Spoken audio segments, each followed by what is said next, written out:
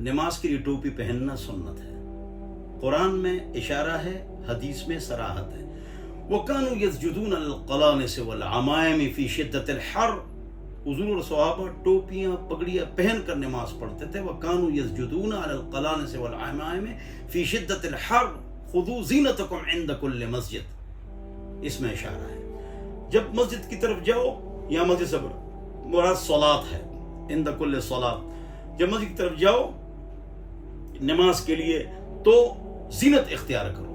تو کپڑے تو ہیں، تو زینت کس کو کہتے ہیں؟ اعلیٰ کپڑے، خوبصورت کپڑے ہو، اور ٹوپی ہو، پگڑی ہو، عطر ہو، اس طرح کسی شادی میں جاتے ہو تو زینت اختیار کرو۔ تو قرآن میں اشارہ ہے اس بات کی طرف، احکام القرآن میں یہ بات لکھی ہے۔ بہرحال حضور نے ایک کپڑے میں نماز پڑھی، غربت تھی۔ ایک صحابی نے ایک کپڑے میں نماز پڑھی، حضور نے اس پر غصہ فرمایا، وَلَكُمْ ثَوْبَانِ، دونوں باتیں بخاری میں ہیں، صلی اللہ نبی صلی اللہ علیہ وسلم فی ثوب واحد۔ اور وہ جو میں نے روایت سنائی، جب خوب وسعت آ گئی تو سب پگڑیاں اور ٹوپیاں پہن کر نماز پڑھتے تھے۔